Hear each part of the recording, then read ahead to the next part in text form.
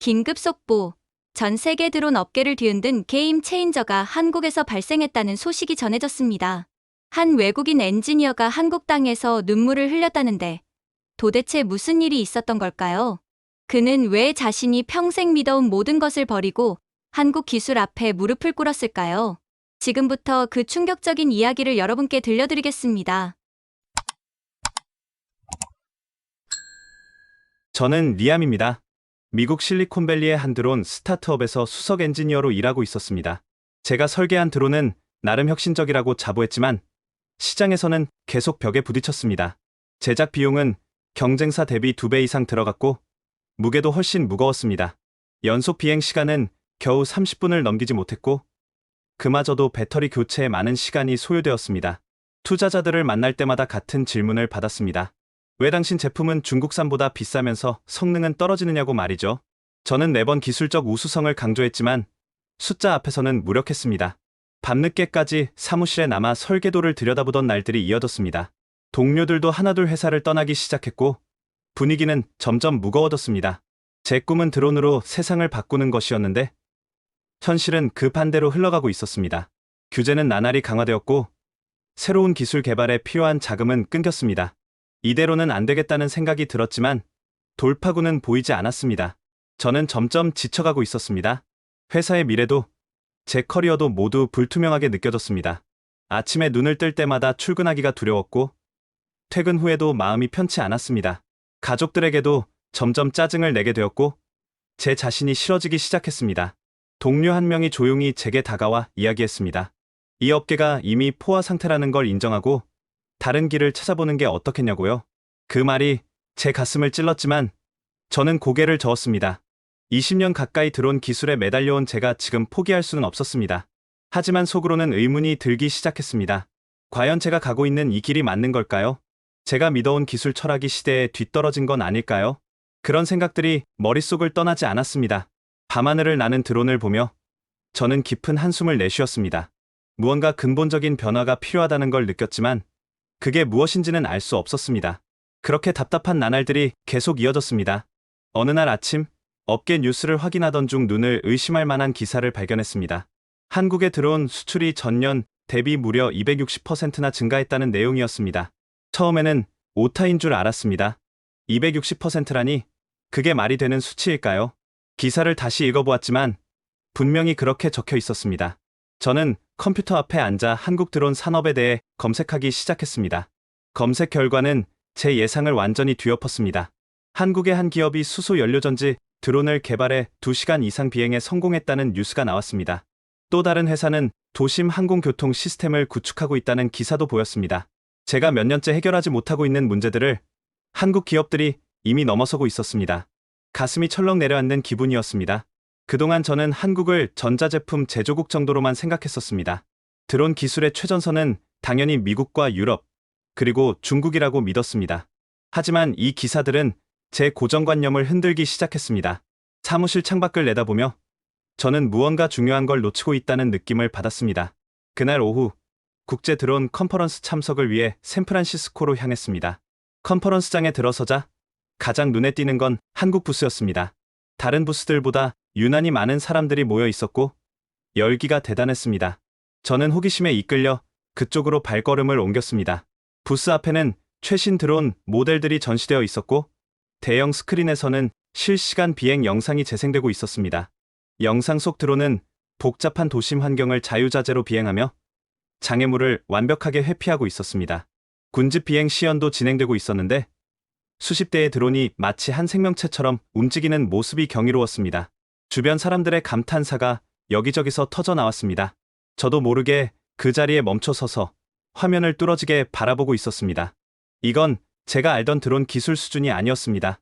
부스 담당자가 유창한 영어로 기술 설명을 이어가고 있었고 질문하는 사람들에게 자신감 있게 답변하고 있었습니다. 저는 그 순간 무언가 큰 변화의 물결이 일고 있다는 걸 직감했습니다. 하지만 동시에 인정하고 싶지 않은 마음도 들었습니다. 컨퍼런스가 끝나고 호텔로 돌아온 뒤에도 한국 부스의 모습이 머릿속을 떠나지 않았습니다. 침대에 누워서도 계속 그 장면들이 재생되었습니다. 하지만 곧 저는 고개를 저었습니다. 분명 과장된 시연이었을 거라고, 실제 성능은 다를 거라고 스스로를 설득했습니다. 한국이 들어온 강국이라는 건 말도 안 되는 이야기라고 생각했습니다. 제가 20년 가까이 이 분야에서 일해왔는데 한국 기업 이름은 거의 들어본 적이 없었습니다. 갑자기 나타나서 업계를 선도한다는 건 불가능한 일이었습니다. 아마도 정부 보조금으로 억지로 키운 산업이겠거니 생각했습니다. 실제 시장 경쟁력은 없을 거라는 확신이 들었습니다. 다음날 출근해서 동료들에게 컨퍼런스 이야기를 했더니 그들도 비슷한 반응을 보였습니다. 한국 기술을 과대평가할 필요 없다는 거였죠. 우리가 해온 방식이 검증된 것이고 그게 정답이라고들 말했습니다. 저도 그 말에 동의하며 고개를 끄덕였습니다. 하지만 마음 한구석에서는 여전히 무언가 찜찜한 느낌이 가시지 않았습니다. 혹시 제가 중요한 걸 놓치고 있는 건 아닐까요? 몇 주가 지나고 저는 회사 로비에서 낯선 동양인을 만났습니다. 그녀는 한국에서 온 드론 기술 컨설턴트 지은이라고 자신을 소개했습니다. 저희 회사가 새로운 투자를 유치하기 위해 외부 자문을 구하는 과정에서 그녀가 초청되었다고 했습니다. 처음에는 형식적인 인사만 나누고 지나치려 했습니다. 하지만 지은은 제게 한 가지 질문을 던졌습니다. 한국의 드론 산업 현황에 대해 얼마나 알고 계시냐고요? 저는 솔직히 잘 모른다고 대답했습니다. 그녀는 미소를 지으며 그럼 제가 가진 자료를 한번 보시는 게 어떻겠냐고 제안했습니다. 호기심이 생긴 저는 그녀를 따라 회의실로 들어갔습니다. 지은이 노트북을 열자 화면 가득 한국 드론 기업들의 자료가 펼쳐졌습니다. 그녀는 차근차근 설명하기 시작했습니다. 한국항공안전기술원의 드론 기술 연구 현황, 정부의 규제 완화 로드맵, 비가시권 비행, 통신 기술 개발 상황까지요. 자료 하나하나가 구체적이고 상세했습니다. 특히 드론 감지 및 추적 시스템 기술은 제가 전혀 몰랐던 분야였습니다. 저는 화면에 집중하며 그녀의 설명을 경청했습니다. 지은은 계속해서 놀라운 사실들을 나열했습니다. 한국의 한 기업이 수소 연료전지 기술로 드론 비행 시간을 획기적으로 늘렸다는 것, 또 다른 회사는 클라우드 기반 드론 데이터 처리 플랫폼을 개발했다는 것 등이었습니다. 제가 몇 년째 고민하던 배터리 문제와 데이터 처리 문제를 한국 기업들이 이미 상용화 단계에 올려놓았다는 사실에 충격을 받았습니다. 지은은 또한 한국의 드론 수출이 지난해 260% 증가했다는 통계 자료도 보여주었습니다. 단순히 증가한 게 아니라 기술 수준과 품질을 인정받아 유럽과 중동 시장에 진출했다는 설명이 이어졌습니다. 저는 화면을 바라보며 말문이 막혔습니다. 이게 정말 사실이라면 제가 그동안 믿어온 업계 지형도가 완전히 바뀐 셈이었습니다. 지은은 마지막으로 한 가지 제안을 했습니다. 직접 한국에 가서 눈으로 확인해 보시는 게 어떻겠냐고요?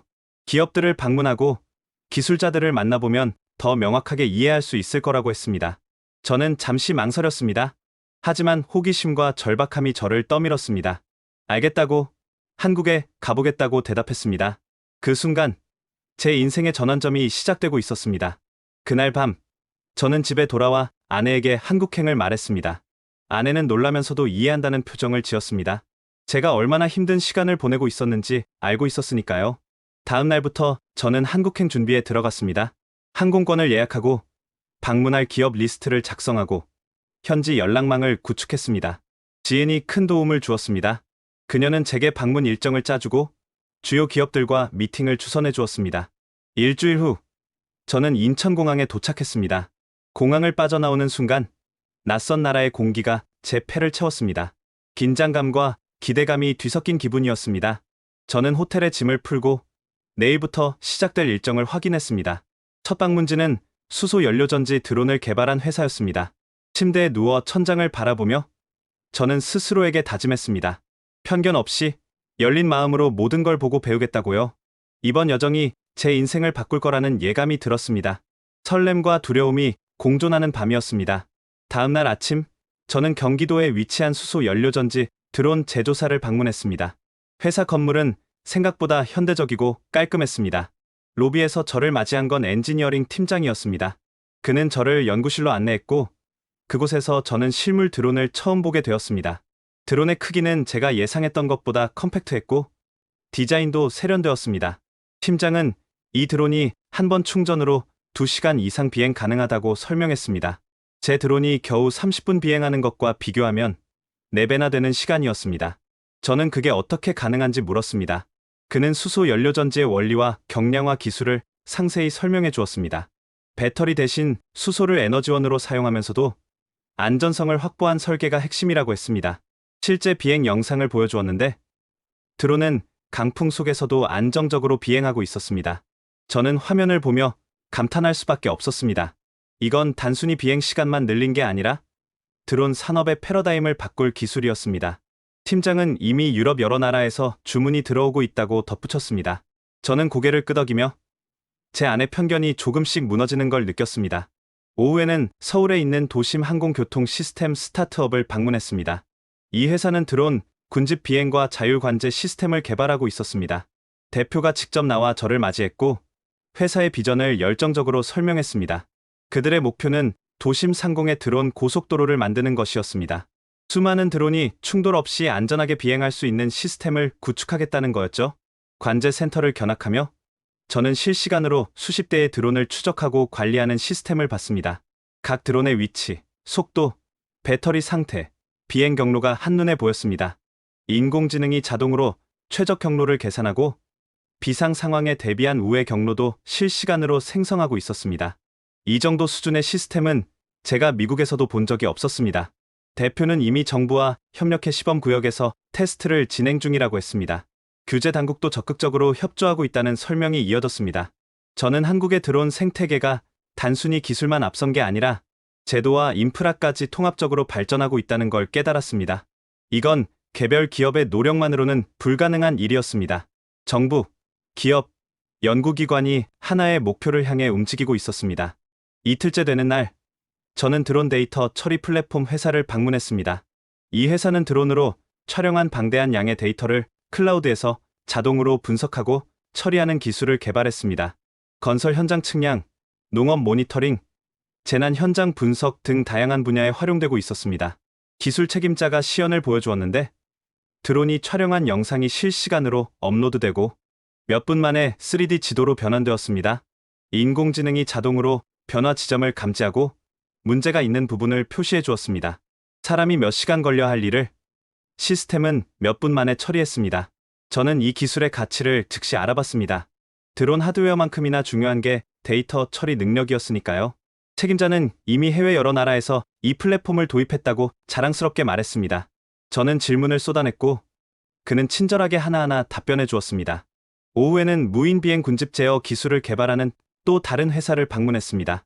여기서는 수백 대의 드론이 동시에 비행하며 복잡한 패턴을 만드는 시연을 봤습니다. 드론들은 마치 하나의 유기체처럼 움직였고 단 한 차례의 충돌도 없었습니다. 이런 기술은 군사용뿐만 아니라 상업용 공연, 물류 배송 등에도 활용될 수 있었습니다. 저는 그날 하루 동안 제 상상력의 한계를 뛰어넘는 기술들을 연속으로 목격했습니다. 셋째 날, 저는 한국항공안전기술원을 방문했습니다. 이곳은 드론의 안전성과 신뢰성을 시험하고 인증하는 기관이었습니다. 연구원이 저를 시험장으로 안내했고 그곳에서 다양한 환경 테스트가 진행되고 있었습니다. 강풍 시뮬레이터, 전자기파 간섭 테스트, 충돌 회피 시스템 검증 등 철저한 과정이 이어지고 있었습니다. 연구원은 한국이 국제 드론 안전 표준 제정에도 적극 참여하고 있다고 설명했습니다. 단순히 기술을 개발하는 데 그치지 않고 글로벌 스탠다드를 만드는 데도 기여하고 있다는 거였죠. 저는 그제야 한국의 전략을 이해하기 시작했습니다. 하드웨어, 소프트웨어, 데이터 플랫폼, 안전 인증, 규제 제도까지 모든 영역을 동시에 발전시키고 있었습니다. 이건 개별 기업 차원의 경쟁이 아니라 국가 차원의 산업 생태계 구축이었습니다. 미국이나 유럽처럼 일부 거대 기업이 시장을 독점하는 구조가 아니라 다양한 전문 기업들이 협력하는 모델이었습니다. 저는 제가 그동안 얼마나 좁은 시야를 가지고 있었는지 깨달았습니다. 기술 경쟁력만 생각했지 생태계의 중요성은 간과했던 겁니다. 한국은 바로 그 생태계를 만드는 데 성공하고 있었습니다. 저는 감탄과 부러움, 그리고 약간의 좌절감을 동시에 느꼈습니다. 제가 속한 미국 드론 업계는 지금 어디로 가고 있는 걸까요? 나흘째 되는 날, 지인이 특별한 제안을 했습니다. 한국 기업과 공동으로 진행하는 국제 프로젝트에 제가 참여해보는 게 어떻겠냐는 것이었습니다. 그 프로젝트는 재난 구조용 자율 드론 시스템 개발이었고 다음 주에 중간 평가가 예정되어 있었습니다. 저는 망설임 없이 참여하겠다고 답했습니다. 이건 제게 주어진 기회였고 한국 기술을 더 깊이 이해할 수 있는 통로였습니다. 프로젝트 팀과 첫 미팅을 가졌고 그들은 저를 따뜻하게 환영해 주었습니다. 하지만 곧 문제가 생겼습니다. 제가 제안한 설계 방식이 한국 팀의 접근법과 충돌했습니다. 저는 제 방식이 검증된 것이라고 주장했지만 한국 엔지니어들은 고개를 저었습니다. 그들은 제 방식이 에너지 효율성과 통신 안정성 면에서 문제가 있다고 지적했습니다. 저는 기분이 상했지만 그들의 논리를 무시할 수 없었습니다. 며칠 후 중간 평가를 앞두고 드론 시제품 테스트가 시작되었습니다. 심사위원들과 투자자들이 모인 가운데 긴장감이 감돌았습니다. 드론이 이륙하고 처음 몇 분간은 순조롭게 비행했습니다. 하지만 갑자기 통신 지연이 발생했고 드론의 움직임이 불안정해졌습니다. 제 심장이 빠르게 뛰기 시작했습니다. 이대로 추락하면 프로젝트는 완전히 실패로 끝날 것이고 제 신뢰도 무너질 터였습니다. 한국 엔지니어 한 명이 재빨리 노트북으로 달려가 시스템을 점검하기 시작했습니다. 그는 침착하게 코드를 수정하고 통신 프로토콜을 재설정했습니다. 몇 초가 영원처럼 느껴지는 순간이었습니다. 갑자기 드론이 다시 안정을 되찾았고 부드럽게 비행을 재개했습니다. 저는 안도의 한숨을 내쉬며 그 엔지니어를 바라봤습니다. 테스트가 끝난 후 팀원들이 모여 문제를 분석했습니다. 원인은 제가 고집했던 통신 방식에 있었습니다. 제 방식은 이론적으로는 완벽했지만 실제 환경에서는 간섭에 취약했던 겁니다. 한국 팀이 제안했던 방식을 적용했다면 이런 문제는 애초에 발생하지 않았을 것이라는 결론이 나왔습니다. 저는 말문이 막혔습니다. 제가 20년 가까이 신봉해온 기술 철학이 실전에서는 약점이 되어버렸으니까요. 심사위원 중 한 명이 날카로운 질문을 던졌습니다. 왜 검증되지 않은 외국 기술자의 의견을 프로젝트에 반영했느냐고요? 저는 대답할 말을 찾지 못했습니다. 그 순간 제 존재가 이 프로젝트의 짐이 되고 있다는 걸 깨달았습니다. 미팅이 끝나고 저는 혼자 복도에 남았습니다. 자존심은 무너졌고 부끄러움이 밀려왔습니다. 그날 밤 저는 호텔 방에서 잠을 이룰 수 없었습니다. 천장을 바라보며 오늘 있었던 일을 계속 되새겼습니다. 제가 얼마나 오만했는지, 얼마나 좁은 시야를 가지고 있었는지 깨닫게 되었습니다. 저는 미국 방식이 최고라고, 제 경험이 절대적이라고 믿었습니다. 하지만 그건 착각이었습니다. 세상은 이미 변하고 있었고 저만 그 자리에 머물러 있었던 겁니다. 다음 날 아침 저는 한국 팀장을 찾아갔습니다. 그에게 솔직하게 사과했습니다. 제 고집 때문에 프로젝트를 위험에 빠뜨렸다고, 앞으로는 배우는 자세로 임하겠다고 말했습니다. 팀장은 빙그레 웃으며 괜찮다고 했습니다. 실수는 누구나 하는 것이고 중요한 건 거기서 배우는 거라고요. 그의 말이 제 가슴을 따뜻하게 만들었습니다. 저는 그날부터 완전히 다른 사람이 되기로 결심했습니다. 제 방식을 고집하는 대신 한국 팀의 접근법을 배우기 시작했습니다. 그들은 하드웨어뿐만 아니라 소프트웨어, 데이터 분석, 통신 안정성, 사용자 경험까지 모든 것을 통합적으로 고려했습니다. 단순히 기술적 완성도만 추구하는 게 아니라 실제 사용 환경에서의 효율성과 안전성을 최우선으로 삼았습니다. 저는 매일 새로운 것을 배웠고 제 노트는 메모로 가득 채워졌습니다. 한국 엔지니어들과 함께 밤늦게까지 작업하며 저는 진정한 협업이 무엇인지 깨달았습니다. 일주일 후 프로젝트 최종 발표 날이 다가왔습니다. 저희 팀은 밤낮 없이 시스템을 개선했고 모든 문제를 해결했습니다. 발표장에는 정부 관계자, 투자자, 언론사 기자들이 모였습니다. 드론이 이륙하는 순간 제 심장은 다시 빠르게 뛰기 시작했습니다. 하지만 이번에는 두려움이 아니라 기대감 때문이었습니다. 드론은 완벽하게 비행했습니다. 복잡한 장애물 구간을 통과하고 모의 재난 현장에서 생존자를 찾아내는 시나리오를 성공적으로 수행했습니다. 통신은 안정적이었고 배터리 효율도 예상을 뛰어넘었습니다. 군집 비행 테스트에서도 완벽한 조율을 보여주었습니다. 발표가 끝나자 청중석에서 박수가 터져 나왔습니다. 심사위원들은 만족스러운 표정을 지었고 투자자들은 긍정적인 반응을 보였습니다. 저는 한국 팀원들과 눈을 마주치며 미소를 지었습니다. 이건 단순히 프로젝트의 성공이 아니었습니다. 제 인생 전체의 전환점이었습니다. 발표 후 질의응답 시간에 한 기자가 저에게 질문했습니다. 미국에서 온 엔지니어로서 한국 기술을 어떻게 평가하느냐고요? 저는 잠시 생각한 후 답했습니다. 한국의 드론 기술은 단순히 하드웨어의 우수성이 아니라 생태계 전체의 조화라고, 이것이야말로 미래 드론 산업의 모델이라고요. 그날 저녁 팀원들과 함께 회식 자리를 가졌습니다. 한국 음식을 먹으며 그들과 이야기를 나누는 시간이 즐거웠습니다. 문화도 다르고 언어도 다르지만 기술에 대한 열정만큼은 같았습니다. 한 엔지니어가 제게 물었습니다. 앞으로 계획이 어떻게 되느냐고요? 저는 솔직하게 대답했습니다. 미국으로 돌아가서 한국에서 배운 것들을 전파하고 싶다고. 제가 속한 회사와 업계를 바꾸고 싶다고요. 그는 고개를 끄덕이며 함께 협력할 수 있기를 바란다고 말했습니다. 그날 밤 호텔로 돌아와 노트북을 열었습니다. 저는 지난 몇 주간의 경험을 정리하기 시작했습니다. 한국 기술의 핵심은 무엇인지, 어떤 철학이 그들을 이끄는지, 어떻게 협업 문화를 만들어가는지를 분석했습니다. 그리고 제가 속한 미국 회사에 적용할 수 있는 방법들을 구상했습니다. 이건 단순한 기술 도입이 아니었습니다. 사고방식 자체를 바꾸는 작업이었습니다. 저는 새로운 사명감을 느꼈습니다. 한국이 보여준 가능성을 제 나라에서도 실현하고 싶었습니다. 드론 산업의 미래는 한 나라, 한 기업의 독주가 아니라 글로벌 협력과 생태계 구축에 있다는 확신이 들었습니다. 저는 그 변화의 중심에 서고 싶었습니다. 밤이 깊어갔지만 저는 흥분을 가라앉힐 수 없었습니다.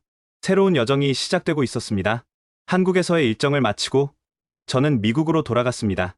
공항에서 집으로 가는 길, 익숙한 풍경이 낯설게 느껴졌습니다. 제 시선이 바뀌었기 때문이었겠죠. 다음날 출근해서 저는 경영진에게 긴급 미팅을 요청했습니다. 회의실에 들어서자 CEO와 임원들이 저를 바라봤습니다. 저는 준비한 프레젠테이션을 시작했습니다. 한국에서의 경험, 목격한 기술들, 그리고 우리가 나아가야 할 방향에 대해 열정적으로 설명했습니다. 우리 회사가 살아남으려면 한국식 생태계 모델을 받아들여야 한다고 강조했습니다. 하드웨어만 개발할 게 아니라 데이터 플랫폼, 통신 시스템, 안전 인증까지 통합적으로 접근해야 한다고 주장했습니다. 그리고 한국 기업들과의 협력을 제안했습니다. 경쟁이 아니라 협력이 답이라고 말했습니다. 하지만 반응은 냉담했습니다. CEO는 회의적인 표정을 지으며 한국 기술을 과대평가하는 거 아니냐고 물었습니다. 한 임원은 우리 방식을 버리고 남의 방식을 따라하는 게 말이 되느냐고 반박했습니다. 또 다른 임원은 투자 리스크가 너무 크다며 부정적인 의견을 냈습니다. 저는 답답함을 느꼈습니다. 제가 직접 본 것을, 체험한 것을 그들은 믿으려 하지 않았습니다. 미팅은 결론 없이 끝났고 저는 허탈한 마음으로 자리를 떠났습니다. 사무실로 돌아오니 몇몇 동료들이 저를 찾아왔습니다. 그들도 미팅 내용을 전해 들었다며 우려를 표했습니다. 한 동료는 제게 조언했습니다. 너무 급진적으로 변화를 추구하면 오히려 반발만 산다고. 천천히 설득해야 한다고요. 다른 동료는 솔직히 한국 기술이 그렇게 대단한지 의문이라고 말했습니다. 그들은 제가 한국에 너무 매료된 거 아니냐며 객관성을 잃은 것 같다고 지적했습니다. 저는 화가 났지만 참았습니다. 그들을 탓할 수는 없었습니다. 불과 몇 주 전까지 저도 똑같은 생각을 했었으니까요. 하지만 이제는 달랐습니다. 저는 진실을 받고 미래를 경험했습니다. 그냥 돌아갈 수는 없었습니다. 며칠 후 투자자 미팅이 있었습니다. 저는 다시 한번 한국 협력 프로젝트를 제안했습니다. 하지만 투자자들의 반응도 비슷했습니다. 검증되지 않은 시장에 투자할 수 없다는 거였습니다. 한 투자자는 직설적으로 말했습니다. 당신이 한국에서 본 건 쇼케이스일 뿐이라고. 실제 시장 경쟁력과는 다르다고요. 저는 반박했지만 그들은 듣지 않았습니다. 미팅이 끝나고 저는 주차장에 혼자 서 있었습니다. 외로움과 좌절감이 밀려왔습니다. 제가 옳다는 확신은 있었지만 아무도 믿어주지 않았습니다. 이 벽을 어떻게 넘어야 할까요? 그날 밤 저는 지은에게 이메일을 보냈습니다. 미국에서의 상황을 설명하고 조언을 구했습니다. 다음 날 아침 그녀의 답장이 왔습니다. 변화는 항상 저항을 동반한다고, 포기하지 말라고 격려해 주었습니다. 그녀는 한 가지 제안을 했습니다. 작은 프로젝트부터 시작해서 성과를 보여주는 건 어떻겠냐고요? 말로 설득하기보다 결과로 증명하는 게 더 효과적일 거라고 했습니다. 저는 그 조언을 받아들였습니다. 회사의 승인 없이도 할 수 있는 작은 프로젝트를 찾기 시작했습니다. 몇몇 뜻이 맞는 동료들을 설득해서 비공식 팀을 꾸렸습니다. 우리는 퇴근 후 시간을 내서 한국 기술을 적용한 새로운 드론 프로토타입을 개발하기 시작했습니다. 지은과 한국 팀의 도움을 받아 핵심 기술들을 이전받았습니다. 몇 주간의 밤샘 작업 끝에 드디어 프로토타입이 완성되었습니다. 우리는 회사 뒷마당에서 비밀리에 테스트를 진행했습니다. 결과는 놀라웠습니다. 기존 드론 대비 비행 시간은 2배 늘었고 안정성도 훨씬 향상되었습니다. 제작 비용은 오히려 줄어들었습니다. 저는 이 결과를 들고 다시 경영진을 찾아갔습니다. 이번에는 말이 아니라 데이터와 실물을 보여줬습니다. CEO의 표정이 조금씩 변하기 시작했습니다. 그는 직접 테스트를 보고 싶다고 했습니다. 일주일 후 공식 시연회가 열렸습니다. 시연회 당일 많은 사람들이 모였습니다. 경영진, 엔지니어들, 심지어 일부 투자자들까지 왔습니다. 저는 떨리는 손으로 드론을 준비했습니다. 이번이 마지막 기회였습니다. 드론이 이륙했고 완벽한 비행을 보여줬습니다. 강풍 테스트, 장애물 회피, 정밀 착륙까지 모든 과정이 순조로웠습니다. 기존 드론과 비교 시연도 했는데 차이는 명확했습니다. 시연이 끝나자 잠시 침묵이 흘렀습니다. 그리고 한 엔지니어가 박수를 치기 시작했고 곧 다른 사람들도 따라했습니다. CEO가 제게 다가와 악수를 청했습니다. 그는 인정한다고, 제가 옳았다고 말했습니다. 회사는 공식적으로 한국협력 프로젝트를 승인했고 예산도 배정했습니다. 투자자들도 태도를 바꿨습니다. 그날 이후 모든 게 빠르게 진행되었습니다. 한국 기업들과 정식 파트너십을 맺었고 기술 교류가 시작되었습니다. 저는 양국을 오가며 협력 프로젝트를 총괄하는 역할을 맡았습니다. 회사 분위기도 변했습니다. 동료들은 이제 한국 기술에 대해 긍정적으로 이야기했고 배우려는 자세를 보였습니다. 저희 회사의 새로운 드론 라인이 시장에 출시되었고 반응은 폭발적이었습니다. 언론도 주목했고 주문이 쏟아져 들어왔습니다. 회사는 적자에서 흑자로 전환했고 새로운 투자 유치에도 성공했습니다. 몇 달 후 저는 다시 한국을 방문했습니다. 이번에는 서울에서 열리는 국제 드론 전시회에 참가하기 위해서였습니다. 저희 회사와 한국 파트너사가 공동 부스를 열었고 협력 성과를 발표하는 자리였습니다. 전시회장은 인파로 가득했습니다. 세계 각국에서 온 기업들과 바이어들이 저희 부스를 찾았습니다. 저는 무대에 올라 프레젠테이션을 시작했습니다. 한국과의 협력 과정, 기술 융합의 성과, 그리고 미래 비전에 대해 이야기했습니다. 발표 중간 저는 잠시 말을 멈췄습니다. 객석에서 지은과 한국 팀원들이 미소 지으며 저를 바라보고 있었습니다. 그 순간 지난 몇 달간의 여정이 주마등처럼 스쳐 지나갔습니다. 처음 한국에 왔을 때의 편견과 오만함, 충격과 깨달음, 좌절과 극복의 순간들이 떠올랐습니다. 제 목소리가 떨리기 시작했습니다. 저는 솔직하게 고백했습니다. 몇 달 전까지만 해도 저는 한국 기술을 무시했다고, 제 방식만이 옳다고 믿었다고요. 하지만 한국에서 저는 겸손을 배웠고 협력의 가치를 깨달았다고 말했습니다. 기술의 진정한 힘은 경쟁이 아니라 융합에 있다는 것을 한국이 가르쳐 주었다고 했습니다. 저는 한국에, 그리고 함께해준 모든 분들께 감사하다고 전했습니다. 발표를 마치자 우레와 같은 박수가 터져 나왔습니다. 저는 무대에서 내려와 한국 팀원들과 포옹했습니다. 그 순간 제 눈에서 뜨거운 것이 흘러내렸습니다. 전시회가 끝나고 저희는 조용한 한식당에서 저녁을 함께 했습니다. 지은이 제게 물었습니다. 이제 어떤 기분이 드느냐고요? 저는 잠시 생각한 후 대답했습니다. 마치 새로 태어난 기분이라고. 한국은 제게 단순한 협력 파트너가 아니라 인생의 스승이라고요. 한국 팀장이 말했습니다. 우리도 리암을 통해 많은 걸 배웠다고. 이것이 진정한 협력의 의미라고요. 그날 밤 호텔 창밖으로 서울의 야경이 펼쳐졌습니다. 수많은 불빛들이 반짝이는 모습이 마치 드론들이 하늘을 수놓는 것 같았습니다. 저는 창가에 서서 생각했습니다. 이 도시에서 시작된 제 변화가 이제 전 세계로 퍼져나가고 있다고요. 미국으로 돌아가면 할 일이 산더미처럼 쌓여 있었습니다. 하지만 두렵지 않았습니다. 오히려 가슴이 벅차올랐습니다. 저는 이제 혼자가 아니었습니다. 한국이라는 든든한 파트너가 있었고 함께 꿈꾸는 동료들이 있었습니다. 드론 산업의 미래는 이제 국경을 넘어선 협력으로 만들어질 것입니다. 그 중심에 한국과 미국의 파트너십이 있고 그 시작점에 제가 서 있다는 사실이 자랑스러웠습니다. 창밖의 불빛을 바라보며 저는 조용히 다짐했습니다. 이 변화의 여정을 계속 이어가겠다고, 더 많은 사람들에게 협력의 가치를 전파하겠다고요. 다음 날 아침 인천공항으로 향하는 차 안에서 저는 한국을 돌아봤습니다. 이 나라는 제게 기술만 가르쳐준 게 아니었습니다. 겸손, 협력, 융합, 그리고 끊임없는 도전 정신을 보여줬습니다. 작은 나라였지만 큰 꿈을 가지고 있었습니다. 그 꿈은 혼자만의 성공이 아니라 함께하는 성장이었습니다. 한국이 드론 산업에서 이룬 성과는 단순한 기술 발전이 아니었습니다. 생태계를 구축하고 표준을 만들고 세계와 협력하는 전략적 비전의 결과였습니다. 저는 그 비전에 동참할 수 있어 영광이었습니다. 공항 게이트를 지나며 저는 뒤를 돌아봤습니다. 이곳에서의 경험이 제 인생을 완전히 바꿔놓았습니다.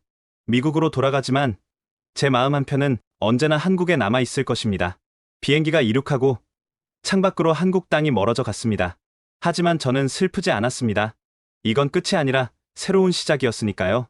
저는 노트북을 열어 다음 프로젝트 계획을 작성하기 시작했습니다. 한국과 미국을 잇는 더 큰 협력 프로그램, 기술 교류 확대, 그리고 공동 연구 개발 프로젝트들이었습니다. 제 꿈은 이제 더 명확해졌습니다. 국경을 넘어선 기술 협력의 모델을 만들고 전 세계 드론 산업의 새로운 표준을 제시하는 것이었습니다. 그리고 그 중심에는 한국과의 파트너십이 있을 것입니다. 비행기가 구름 위를 날며 저는 미소 지었습니다. 앞으로 펼쳐질 여정이 기대되었습니다. 마무리하며 한 가지만 약속드릴게요. 기술은 국경을 넘고 마음은 서로를 잇습니다. 오늘 리암의 여정이 여러분의 하루의 작은 용기가 되었다면 지금 구독 눌러주세요. 다음 이야기로 더 깊이 모시겠습니다. 영상이 마음에 드셨다면 좋아요가 큰 힘이 됩니다. 새 영상 알림이 필요하시면 알림 설정도 잊지 마세요. 그리고 꼭 댓글로 남겨주세요. 이 영상을 주변 분들과 공유해주시면 더 많은 이들이 함께 희망을 나눌 수 있습니다. 끝까지 시청해주셔서 감사합니다. 다음 편에서 뵙겠습니다.